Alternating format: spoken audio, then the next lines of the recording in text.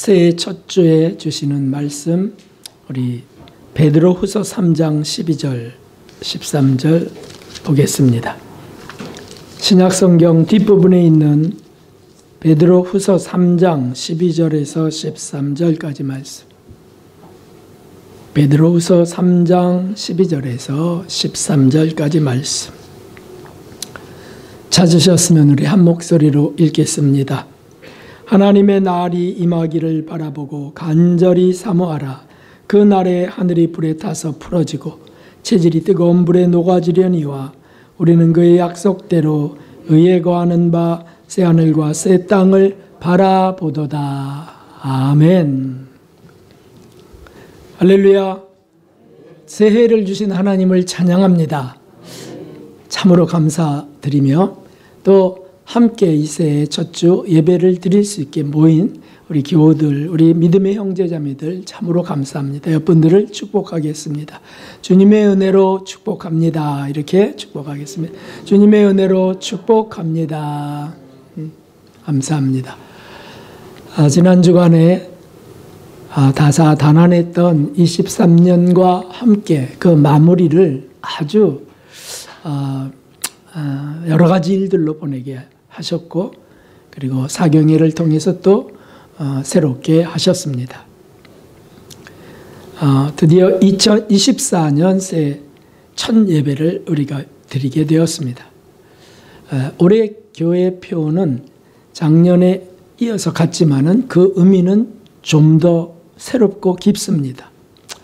하나님의 날이 임하기를 바라보고 간절히 사모하라 라고 하는 표현인데, 우리의 신앙이 성장하듯 또 우리의 현실에 어려움들이, 사단의 공격이 심해질수록 말씀은 빛나는 것이잖아요. 그래서 우리에게 더 뜻깊고 의미 깊은 말씀을 주신 겁니다. 매우 적합합니다. 왜냐하면 이 시대에 이 말씀처럼 딱 맞는 말씀은 없다고 생각이 됩니다. 지금이 마지막 때라는 것은 이제는 불신자들도 다 알고 있는 종말의 때입니다. 지구온난화나 또 코로나19 같은 그런 급속히 전파되는 바이러스들이 나올 줄 어떻게 알았겠습니까?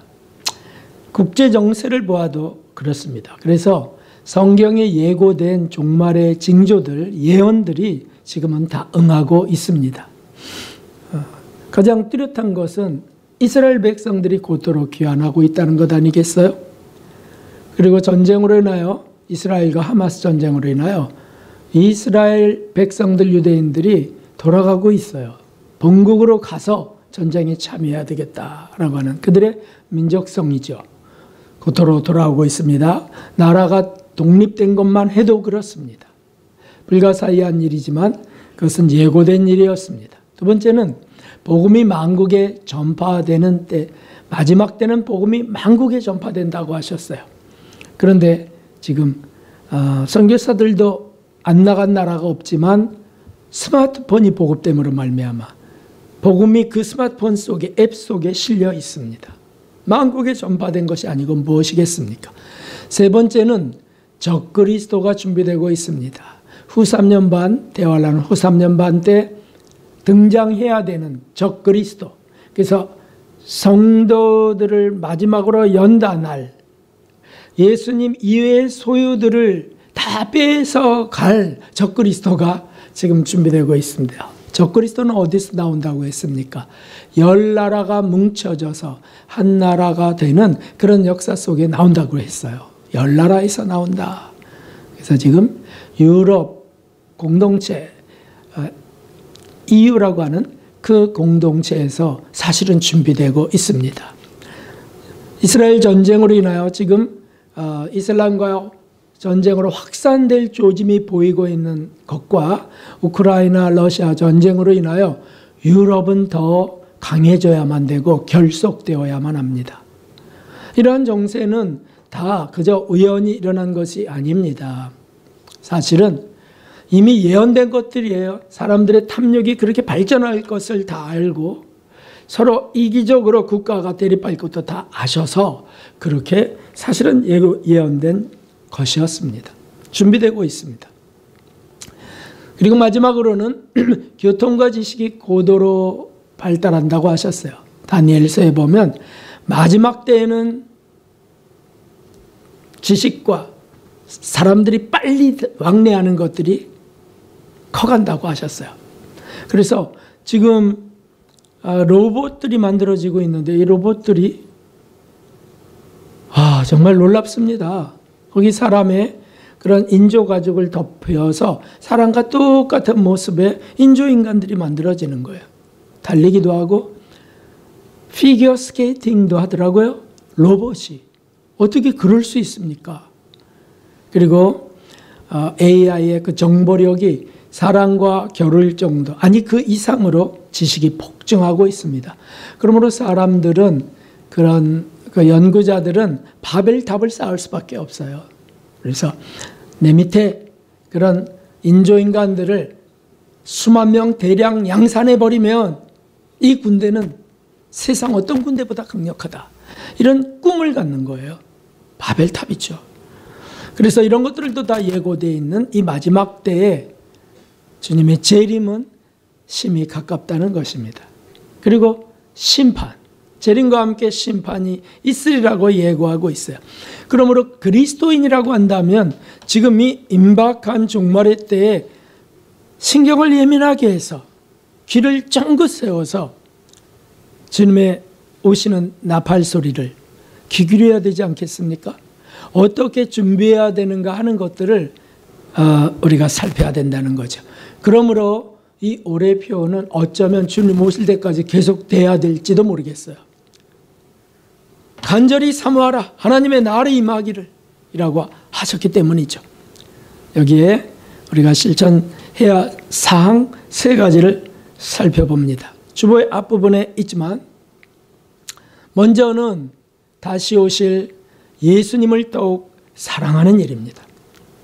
이 주님이 곧 오신다라고 약속하신 마지막 때라. 그러므로 우리가 오실 예수님을 사랑하는 일은 마땅합니다.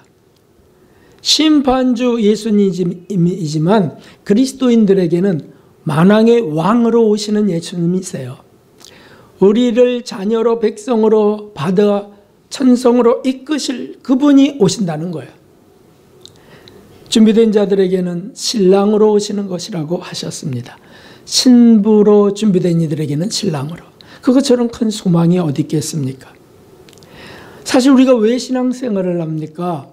잘 살려고, 무탈하려고, 부자가 되려고 하는 사람들도 많습니다. 그러나 진실한 그리스도인은 그런 것이 아니에요. 그런 것들은 다 잠시면 끝난다는 걸 알아요.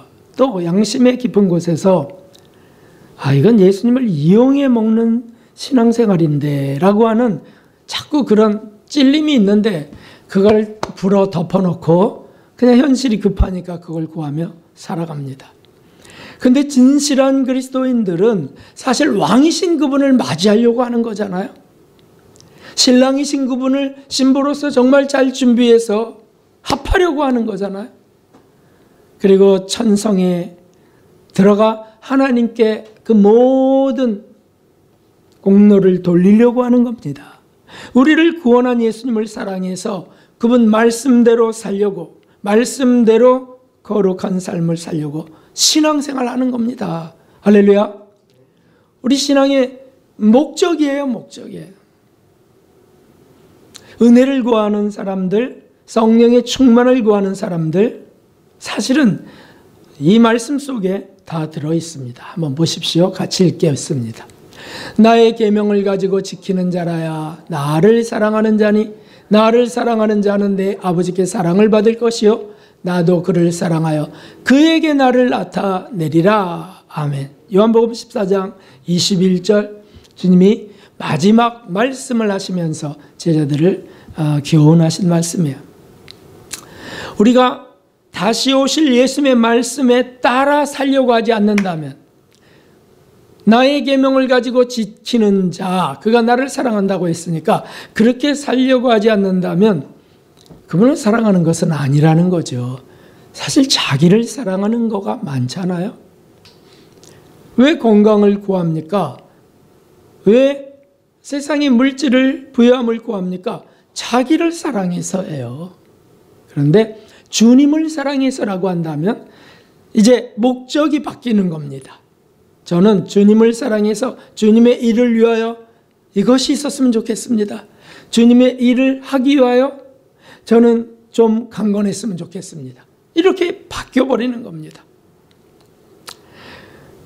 그래서 사실 예수님의 말씀을 따라 살려고 하지 않는다면 그분을 뵐 수도 없고 마음이 청결해야 하나님을 보는데 말씀이 청결하지도 않는데 하나님 말씀으로 씻을 씻지도 않는데 어떻게 뵙겠습니다. 뵙겠어요. 신앙생활도 사실 아무 맛도 없이 합니다. 해도 되고 안 해도 그만이고. 그래서 그걸 냉담자라 그러죠. 신앙에 잠자는 자들, 냉담자들. 형식만 갖추되 숨어서 하길 원하는 자들. 이런 사람들이 이 세상에 많아집니다. 교회에 그런 이들이 있습니다. 그런데 나를 사랑하면 나도 그를 사랑하여 그에게 나를 나타내리라. 이거는 그러니까 아예 맛볼 수도 없다는 뜻입니다. 예수님이 나타내신다는 게 뭐겠습니까? 우리에게. 그것은 신비가 아니겠어요? 신비, 기적, 은총, 사랑의 깊은 맛, 핵, 그런 것들을 경험케 하시겠다는 거예요. 영적 행복이 무엇인지, 영적인 기쁨과 평강이 무엇인지, 영적인 부요가 무엇인지, 세상 것들로는 줄 수 없는 것들을 내가 줄 거야. 나를 나타낼 거야. 참 이것이 감사하죠. 그래서 예수님을 우리가 사랑하면 절대 손해보지 않습니다. 세상 것들이 좀 손해가 있는 것 해도 영적으로 천국적으로 결코 손해보지 않게 하세요. 비교 안 되는 것들로 채우세요. 사랑의 그 뜨거움으로 또는 그 평강과 감격, 감사가 넘치는 그게 행복 아니겠어요? 그럼 그 영이 지배하는 육은 어떻게 되겠어요? 엔돌핀이 팍팍 나오겠죠. 그래서 행복해지는 겁니다. 감동이 되면 나온다고 하는 아모르겐이라고 하는 그런 요소도 막 나오는 거예요. 그래서 이 나의 계명을 가지고 지키는 게 하나님을 사랑하는 거다. 예수님을 사랑한다고 고백하면 예수님의 말씀을 따르겠어요 라고 하는 고백이 그 속에 있는 거죠. 올해 새해에 저에게 주신 말씀을 기억하고 계신 분도 계신데 이런 말씀을 주셨어요. 제가 그걸 보는 순간 정곡을 콱 찔렸습니다. 그게 뭐냐면 하나님의 나라는 말에 있지 아니하고 능력에 있느니라 라는 말씀이셨어요. 고린도전서 4장 20절 말씀입니다. 사실 목사는 물에 빠지면 뭐만 뜬다고요? 입만, 말만 잘하기 쉽습니다. 설교도 지식의 전달만 되기 쉽습니다. 이게 목사들이 겪는 함정들이에요. 저게도 당연히 있고요. 설교 멋있게 잘 준비해서 딱 전해서 은혜 받으면 주의 일 잘한 듯 생각됩니다. 그렇지 않습니다. 바리새인 서기관이 얼마나 잘했겠어요. 근데 그들이 그 지식, 그 능력으로 예수님을 못 박이는 주체가 되잖아요. 그러니까 그것이 아니라는 거예요. 그래서 성경의 지식을 전하는 거, 거기에 반드시 함께 따라야 되는 게 살며 전하는 것이다. 전하며 사는 것이다.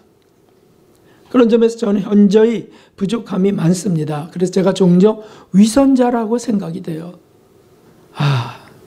말만 잘하는 목사, 잘하지도 않지만. 근데 하나님 그 말 전하는 말 진리대로 정말 살기 원합니다. 이 소원이 끊어지지 않았습니다. 이 소원이 막히지 않았어요. 저 그게 감사합니다. 하나님, 이대로 살게 해주세요.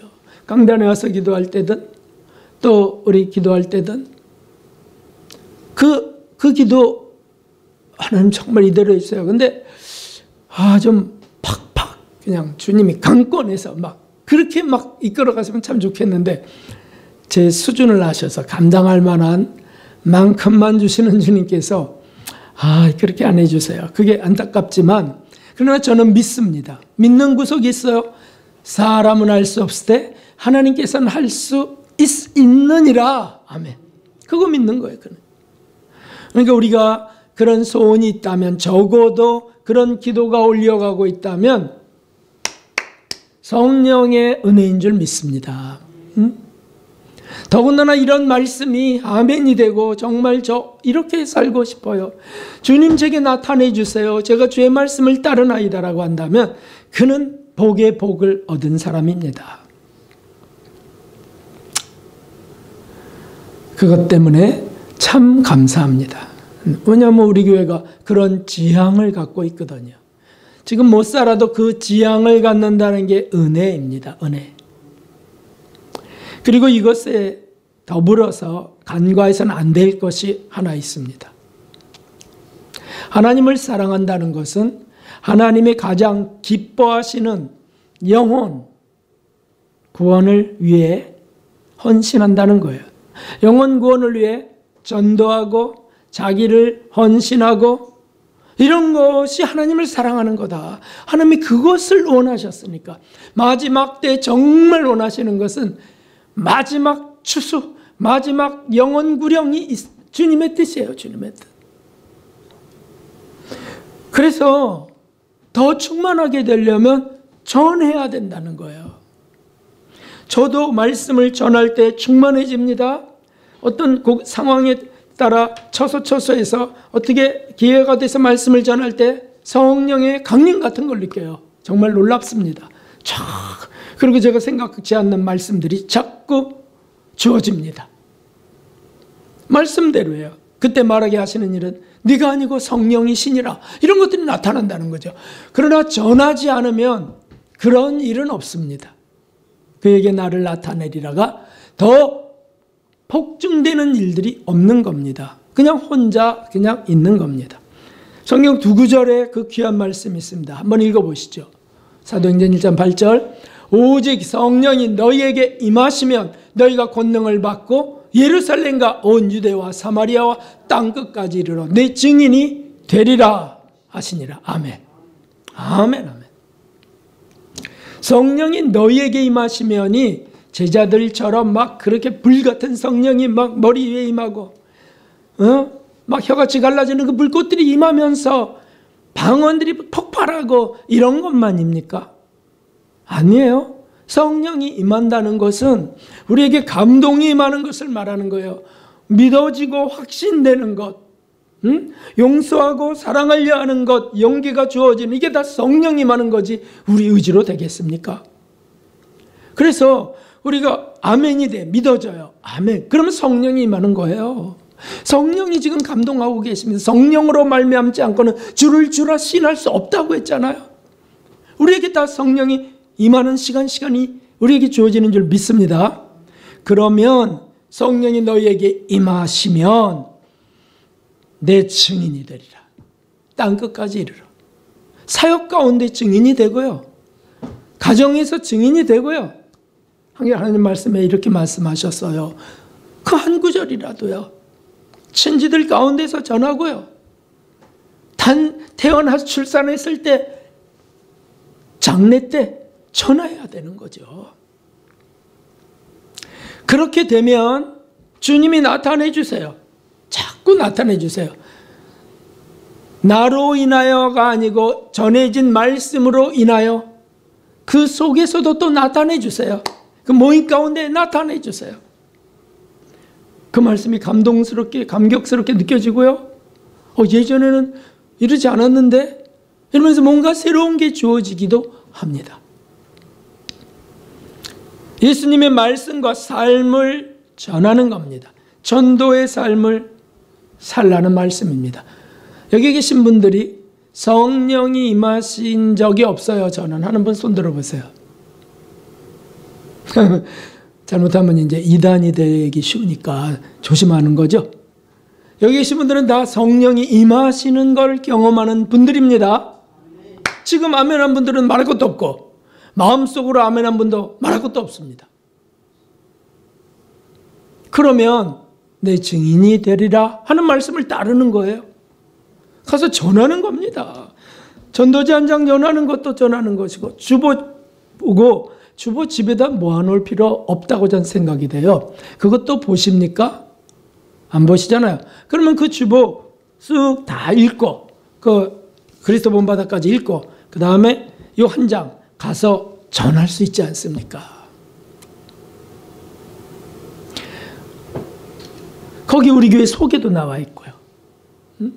그래서 그 한 장 전하는 거 그거 어려운 거 아닙니다. 여기 오늘 말씀 여기 좋은 말씀들이 있어요. 전하고 오는 거예요. 버스 타고 가다가 그냥 자리에 놓고 오셔도 되잖아요. 신문 매달 나오는 거 그거 몇 장 전하는 거 증인이 되는 겁니다. 증인이 저 말이 어눌해서 어쩔 수 없어. 그러면 아론과 같은 사람을 붙이신다 그랬잖아요. 모세에게. 그러지 않아도 그냥 그리스도의 편지 전달하는 겁니다. 아니 이단들은 엄청 열심히 해야 돼요. 뭐 이단이니까. 그럼 정통은 안 해야 정통입니까? 토요일 날 보니까 또 꽂혀 있어. 우리 우편함에. 요한지파 해갖고서 요한지파 신천지 이단이 또 그 편지 꽂아 놓는 거예요. 거의 한 달에 한 번 오나 봐요. 그래서 제가 불쏘시개로 잘 쓰고 있는데 읽지도 않죠. 말 같지도 않은 말을 전하는 게 이단이니까. 그런데 우린 정통이고 정말 예수님을 사랑한다면 우리는 그러면 그냥 점잖게 숨어 있어야 되는 건가? 말이 안 돼요. 사실 이단들을 통하여 깨어나라고 하시는 뜻이 있으세요. 그들의 행실과 그들의 교리가 엄청 비극적이지만 그러나 그들의 그 열심, 물론 세뇌돼서 하는 열심이지만 우리는 예수님께 세뇌된 사람들 아닌가요? 하나님 말씀에 우리는 내 가치관이 바뀐 사람들이잖아요. 그러면 전하는 겁니다. 전도를 어렵게 생각하신다면, 그래서 아무것도 하지 않고 있다면 예수님이 더 나타내시는 일은 경험도 할 수 없습니다. 더군다나 내 증인이 되리라 명하셨는데 성령을 주시고 명하셨는데 성령은 받고 증인은 안 되는 모순된 삶을 사는 겁니다. 그래서 전도를 어렵게 생각하지 마십시오. 그냥 주의 은혜 받은 거 전하자. 간증을 그냥 하자. 주보 한 장 전하자. 할 수 있잖아요.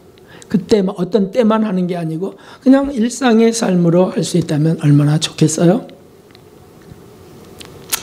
올해는 전도하는 해가 되기를 정말 기도해야 되겠습니다. 전도하는 해. 전도하는 해가 되고 전도하는 우리가 될 수 있기를 주님의 이름으로 기원합니다. 여기 이 말씀이 있어요. 참 또 놀라운 말씀인데 너희는 시작. 너희는 가서 모든 족속으로 제자를 삼아 아버지와 아들과 성령의 이름으로 세례를 주고 내가 너희에게 분부한 모든 것을 가르쳐 지키게 하라. 볼지어다 내가 세상 끝날까지 너희와 항상 함께 있으리라 하시니라. 아멘. 마태복음 마지막 절인데 이거 제자들 사도 12명에게만 주신 말씀이라고 생각하세요? 아닙니다. 성령이 너희에게 임하면 증인이 되라고 하신 것과 연결하면 성령 체험을 한 분들은 다 이 말씀을 쫓아가는 겁니다. 그래서 한 말씀을 전하다 보면 사람들을 붙이게 돼. 그래서 자꾸 가깝게 하시고 도움을 받게 하시고 그러면 제자가 되는 겁니다. 그분은 우리가 나는 스승이고 넌 제자 이렇게 안 하지만 그리고 또 도움을 주고 목사라면 세례를 베풀지만 그렇게 안 해도 세례받도록 인도하는 것도 여기에 속하는 거예요. 또 말씀을 전하고 이건 이렇게 하는 거예요. 이건 이렇게 하는 거예요. 이렇게 알려주는 것이고요. 그러면 어떻게 되는 겁니까? 세상 끝날까지 내가 너와 항상 함께 있는 것을 너는 경험할 거야. 그런 뜻입니다. 이게 위 말씀과하고 딱 맞져요. 증인이 되게 하시는 거고, 그때 말하게 하는 일은 성령님이고, 그리고 나를 나타내리라, 주님이 나를 나타내리라, 은혜의 기적을 베풀리라, 항상 함께 있는 평강을 선물로 주리라. 다 연결되는 겁니다. 그래서 예수님을 사랑한다고 고백하고 예수님의 말씀을 떠올리면서, 혹 가정에서 나를 어렵게 했던 이가 혹시 있다면 그를 용서하고 사랑하는 일을 아주 몰두하는 것이고요. 주님 때문에 예수님을 사랑함으로, 예수님의 사랑으로 섬깁니다. 예수님의 사랑으로 돌봅니다. 이걸 자꾸 떠올리면 얼마나 좋겠어요. 지긋지긋한 집구석 이렇게 안 하게 되는 거죠. 비관적이고 우울한 것이 다 떠나갑니다. 제가 어떤 분에게 말씀드려서 자꾸 이렇게 한숨을 쉬는 거예요. 그랬다가 옛날 같으면 벌써 야단 맞아요. 그렇죠? 복 나간다고 어디 그렇게 한숨을 쉬냐고. 그래서 제가 그러니까 답답해서 그런데 한숨 쉬지 말고 깊이 심호흡을 하시라고. 주님의 은혜로 깊이 심호흡. 감사합니다. 이렇게 해야지. 아이고 이게 뭐냐. 우리 그리스도인들은 다 긍정적이고 다 소망적인 사람들인 줄 믿습니다. 아니 주의 은혜, 성령의 은혜가 있는데요. 그리고는 그걸 전하는 겁니다. 나는 우울한 성격이고요. 난 비관적인데 이기적인데요. 은혜가 임하니까 제가 이렇게 되고 있어요. 이거 할 수 있잖아요. 없는 분은 못하겠지만 성령이 임한 분들이 없는 사람이 어디 있겠습니까? 다 그렇게 되죠. 그래서 올해는 드디어 멈췄던 한영원 초청잔치도 오래 하려고 합니다. 지금부터 기도해서 준비해서 하나님께 귀한 선물을 드릴 수 있기를 바랍니다. 공을 좀 드려보세요. 몇 달 동안 공을 좀 드려서 남편에게 공을 드리고요. 정말 진짜 자존심 상해요. 안 입고 와요. 막 이런 마음들, 자기를 다 부인하고 주님 사랑으로 그렇게 해서 또 모셔오고, 이거 주님이 기뻐하신다는 걸 생각한다면 우리가 할 수 있습니다. 또 우리가 그렇게 기도하고 발걸음을 뛰면 요단강물에 멈추게 하시는 기적이 있을 줄 믿습니다. 사랑하는 성도 여러분, 그분을 사랑하면 점점 더 그분의 말씀을 쫓아 살게 되는 줄 믿습니다. 점점 더 예수님이 나타내시는 놀라운 신비를 경험할 줄 믿습니다. 할렐루야! 행복이 더 커갑니다.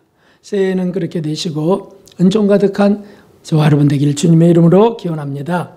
두 번째는 성경의 핵심 진리를 배우고 익히는 한 해가 또 되어야 되겠습니다. 말씀을 따라 살아가야 되는 게 그리스도인인데 말씀을 읽는 그리스도인들도 많지 않지만 배우고 익히는 일에 열심을 좀 품은 그리스도인들은 더 아주 소수입니다. 어떻게 위안들을 갖냐 하면은 그냥 하루에 한두 장 정도 있는 것으로 의무를 다한 것 같이 생각하거나 올해 성경 일독 해갖고 이 CBS에서도 기독 방송국에도 계속 나와요. 일독합니다. 올해 일독합니다. 1월달이니까 잔뜩 그런 고백들이 나와요. 그래서 일독하는 것 정도로 만족하는 거예요. 나는 필사를 하겠습니다라고 하기도 하고. 그런데 필사를 하던 성경 일독을 하던 한두 장을 읽던 결과가 무엇일까요? 당연히 결과는 예수님을 더 닮는 사람들이 되고 예수님이 나타내시는 은혜를 더 경험하게 되고 그렇게 돼야 되는 것이 맞잖아요. 근데 그렇지 않습니다. 일독 나 100독 현재하고 이제 101독째라고 하는 사람들도 별로 달라진 게 성경 읽는 것밖에 안 달라졌어. 그리고 싸울 때 똑같이 싸우고 성낼 때 똑같이 성내고 자기 거 챙기는 거는 여전히 챙기고 이게 다 똑같아요. 그러면 이것은 무엇이죠? 일독은? 그렇다. 자기 의가 커가는 거예요. 자기 의. 나 일독했어. 지금 99번째. 바리새인이 서기관이 아니고 무엇이겠습니까? 정말 주님을 사랑해서 예수님을 사랑해서 내가 정말 말씀 읽기 원합니다. 이게 나의 생명의 양식이니까 나 이거 다니면 살 수 없어요. 이렇게 되면 한 페이지를 읽어도 그거는 정말 주님이 역사 안 하실 수가 없는 겁니다. 그 뜻은 변화되지 않을 수 없는 겁니다. 자꾸 변화로 이끌어 가십니다. 예수님을 정말 우리가 사랑한다면 그분이 뭘 좋아하는지 아셔야 될 거 아닌가요? 그분이 무엇을 원하시는지 거기에 관심이 있어야 되잖아요. 우리가 그분을 사랑한다면 사랑하는 사람의 성향이 무엇인지 취향이 무엇인지 이거 신경 안 쓴다면 가짜잖아요. 가짜.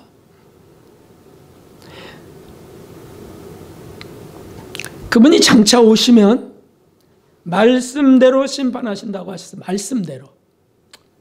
그러면 어떤 말씀으로 심판하시나? 말씀대로 상을 주신다고 하셨어요. 그러면 어떤 말씀대로 해야 상을 받지? 말씀대로 살라고 하셨는데 그게 어떤 건지? 이런 것들을 사실은 성경을 통해서 읽는 겁니다. 신랑이 좋아하시는 게 무엇인지, 음식이 무엇인지, 신랑이 좋아하는 그런 게 뭐 자기 기준으로 사랑하는 게 아니고 주님을 주님의 뜻 속에서 말씀 속에서 사랑해야 돼요. 만일 어떤 분이 자기를 계속 주장하면서 자기를 주장하면서 고집 부리면서 또는 교만하게 남을 평가하고 비판하고 이러면서도 말씀을 나는 계속 읽고 있다 그러면 주님 사랑이 아닙니다. 그냥 자기 사랑일 뿐이에요. 말씀에 이렇게 하셨어요. 뭐 70번씩 7번 용서하라도 있습니다만은 한번 읽어봅시다. 사랑은 무례히 행치 아니하고 사랑은 자기의 유익을 굳지 아니하고 사랑은 성내지 아니하고 자기를 자랑하지 아니하고 사랑은 온유하며 이런 말씀들이 있어요. 고린도전서 13장. 그러면 주님이 이런 거 싫어하시는 거구나. 이렇게 되는 거잖아요. 그런데 무례히 행하는 것이 내게 무엇인지 자기 유익을 구하고 사는 것들 나 많은데 뭐 얼마든지 발견되죠. 네? 우리 교회 설립 목적이 바로 이것 아닙니까? 성경 속의 핵심적인 진리를 배우고 익히는 것. 그게 뭐냐면 이런 말씀들을 배운다는 거예요. 성경 속에 구원론, 구원의 진리가 뭔지, 성화의 진리가 뭔지, 이거 성화의 진리입니다. 성화의 진리가 뭔지, 거룩한 변화를 일으키게 하는 말씀들. 그게 들려야 회개가 일어나죠. 그리고 재림의 진리, 종말의 진리. 하나님이 오시면 말씀에 따라 심판과 상을 주시는데, 나누시는데 그 말씀 어떤 말씀인가? 이런 것들이에요. 이런 것들. 성경 속에 그런 핵심적인 일들을 뽑아서 사실은 우리에게 전해주셨고 그것대로 이 교회가 설립되었어요. 34년째 가고 있습니다. 얼마나 감사한지요. 저 정말 감사합니다. 그래서 우리가 수요 예배 때는 계속 그 말씀들을 전하고 있잖아요. 뭐 설교나 찬양 예배 할 것 없이 포함되어 있지만은 말씀들이. 그런데 올해는 더 특별한 말씀을 주셨습니다. 아마 주님 오실 때가 더 가깝다는 뜻인 거라고 감지됩니다. 성경의 핵심 진리를 수요 예배 때 아예 그 책을 펴고 줄을 쳐가면서 연구하고 익히고 싶다는 마음을 주셨어요. 사실 그게 하다가 끊어지고 이렇게 됐거든요. 성경 공부 속으로 또는 신학교에서 강의할 때도 뭐 하다가 끊어지지 다 알 수 없으니까. 근데 교회에서 시작하면 이건 계속되는 거니까 한 2년 걸리면 되지 않을까 싶어요. 그런데 그게 되면은 야 다시 완전히 한자도 빼놓지 않고 말이죠. 딱딱 읽어가면서 요거를 할 수 있다면 그걸 생활에 적용하는 걸로 그러니까 진도 많이 안 나가고요. 그렇게 할 수 있다면 이건 정말 유익이겠다. 아 그래 제가 우리 교회에 마지막으로 진리로 섬길 수 있는 일 속에 있다. 이런 생각을 주셨어요. 그래서 제가 연구하고 정리한 것을 다 여기 다 이렇게 펼쳐서 다 드리자. 그리고 같이 가자. 함께. 이런 생각 주셨습니다. 얼마나 감사한지. 수요일날 오시는 분들이 많지는 않으세요. 오실 수만 있다면 참 좋겠습니다. 그리고 그렇게 참여하시는 분들은 주님이 그렇게 택하셔서 이끄신다면 증인이 되십시오. 증인이. 환난 날에는 될 수밖에 없습니다. 다 증인이 될 수밖에 없어요. 잘 준비하시고 계시기 바라고요. 오실 때 책을 분철해서 오셔도 되고요. 또 참고사항, 삼색 볼펜, 형광펜 등을 가져오시면 좋습니다. 이것이 임박한 재림을 준비하는 가장 효과적인 길이라는 감동을 주셨고 제가 검토해 보니까 점검해 보니까 잘못된 것이 하나도 없습니다. 그렇다면 그대로 나가야 되겠습니다. 성령의 감동으로 진리로 무장케 하시는 일이 올해 일어나게 될 줄 믿습니다. 주님을 사랑해서. 그리고 세 번째로 우리가 해야 될 일이 있습니다. 그것은 뭐냐면 하나님의 임재를 구하며 회개하는 일입니다. 깨끗이 씻는 겁니다. 하나님의 날이 임하는 것은 재림이지만 백마군대를 타고 오시는 재림이지만 그러나 우리 영혼 속에 임하는 하나님의 나라도 있습니다. 그걸 심령천국이라고 합니다. 주님은 그것이 이루어지기를 원하십니다. 시대와 사상과 문화를 초월해서 초대교회 때부터 정말 원하셨던 것이 우리 마음의 천국을 원하셨어요. 심령천국을. 간절히 원하시는 그것이 뜻이 있으세요. 뭐냐면 내가 거기 왕으로 거해야 되니까. 예수님이 우리를 차지하시려고 하는 뜻이 계세요. 그래서 우리가 우선적으로 해야 될 게 뭐냐면 매 순간순간 회개하는 겁니다. 회개도 안 하고 막 살아가고 성질대로 살아가는 거, 그건 너무 불행한 삶입니다. 적어도 탁 터졌다면, 발끈했다면 바로 회개하고 또는 조금 뒤에 회개하고 당연히 그래야 되는 거 아니에요? 그리스도인들은? 근데 회개도 안 하고 주장하고 너무 그건 불행해. 중병에 걸리는데 치료도 안 하고 구하지도 않는 불상사입니다. 그럼 덮어놓고 회개하라는 건가요? 덮어놓고 알고도 지은 죄 모르고도 지은 죄 다 용서해 주세요. 이거 그거 회개가 아닙니다. 용서되지도 않습니다. 자기 죄를 고백해야지. 죄를. 남을 이렇게 아프게 했습니다. 이렇게 또 무례하게 말했습니다. 또 평가하고 판단하고 지적질을 했습니다. 이런 거 회개해야죠. 아는 채 했습니다. 아는 채 많이 하잖아요. 우리가 잘못된 정보 갖고 정확지도 않은 주장을 하고 그걸 회개할 일이에요. 다. 그러니까 사실 뭘 말한다는 것보다 회개하는 게 더 많아야 될 거예요. 아마. 말씀을 기준으로 예수님을 기준으로 회개하는 겁니다. 회개. 그래서 회개하는 사람은 말수가 점점 줄어들 수밖에 없습니다. 한다면 진실한 말을 골라 하는 거니까 그렇게 주님이 이렇게 바꿔가세요. 그래서 예수님의 밝은 빛을 기준으로 말씀을 기준으로 자신의 모든 언어를 검토하는 겁니다. 행동을 검토하는 것입니다. 표정을 검토하는 겁니다. 위선자가 되라는 거예요? 아니요. 진실한 그리스도인이 되기 원해서 마음속을 살피는 겁니다.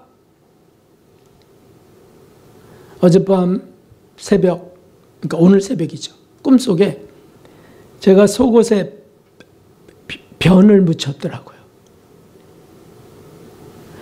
얼마나 냄새가 나는지. 그리고 변이 막 그냥 딱딱하고 동그란 변이, 죄송합니다. 이거 점심시간 앞에. 묽은 변이고 냄새 나는 것이고 그러게 묻어갖고 쩔쩔 매는 겁니다. 이걸 막. 어떡하지. 근데 누가 또 이렇게 나와서 그걸 이렇게 뭐 하세요? 이렇게 보는 거예요. 들킨 겁니다. 그러니까 뭐 부지런하게 막 하고서 대충 하고서 막 이제 이거 속옷은 벗어버려야지.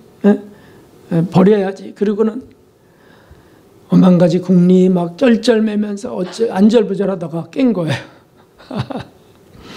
무슨 뜻이겠습니까? 회개 생활을 제가 깔끔하게 철저하게 못했다는 뜻이에요.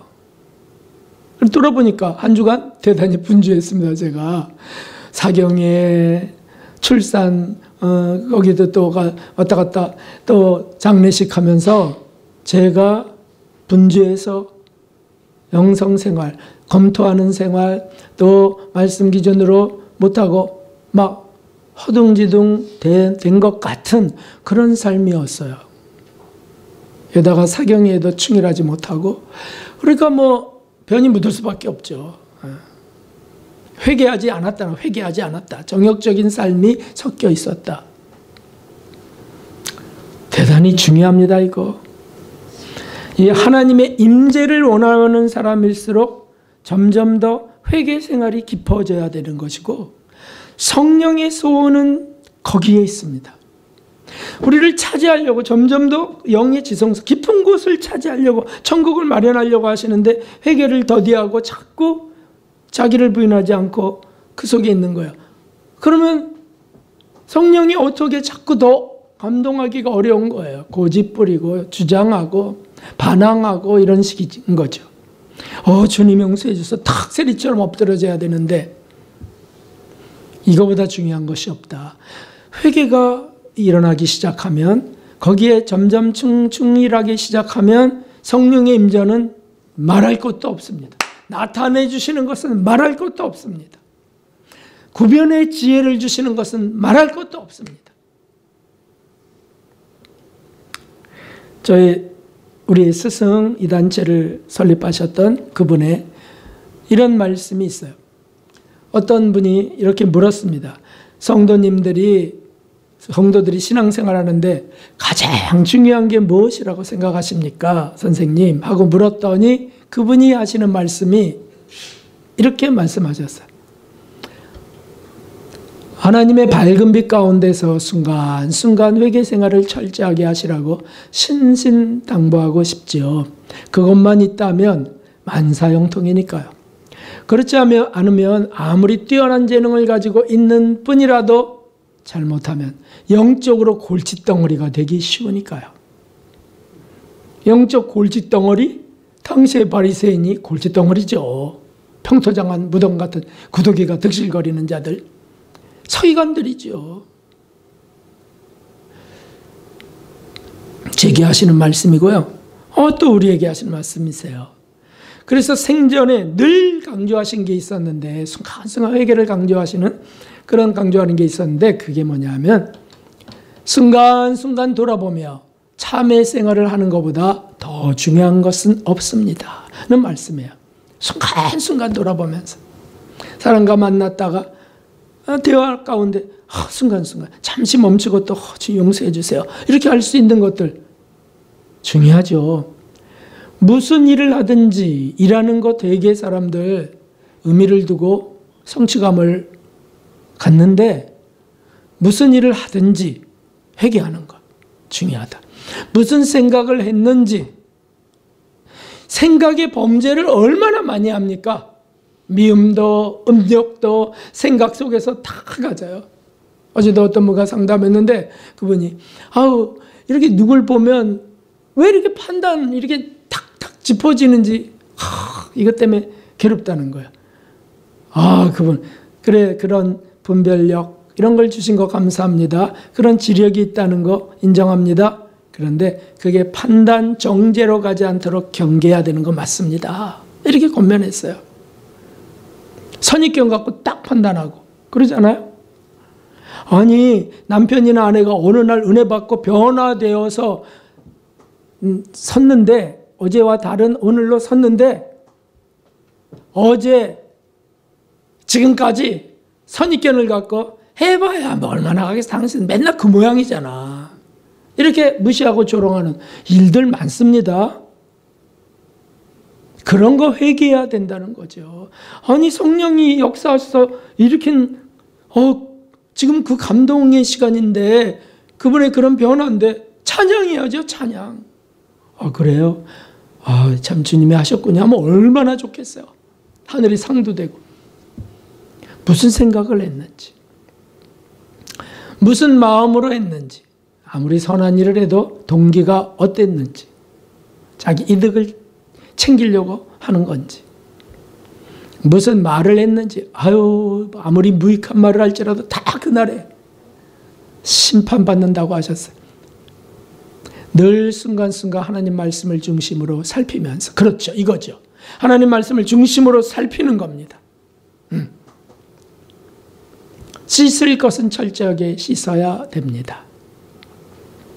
회개. 버릴 것은 버리고 자를 것은 자르고 돌이킬 것은 돌이키면서 주님의 은혜를 구해야 합니다 하는 말씀을 해주셨어요. 이분은 평생을 40여 년 병상에 누워서 그냥 사신 분이에요. 18살 때 발병하고 19살 때 눕고 그래갖고 그냥 평생을 누워서 지냈습니다. 그러니까 그가 세상 죄를 질 환경이 아니었잖아요. 사회생활도 안 하시고 그냥 환자예요. 몸이 굳은. 늘 말씀으로 사시는, 말씀을 읽고 찬송하며 기도하며 사셨는데도 그냥 회개하는 일에 전심을 다하셨어요.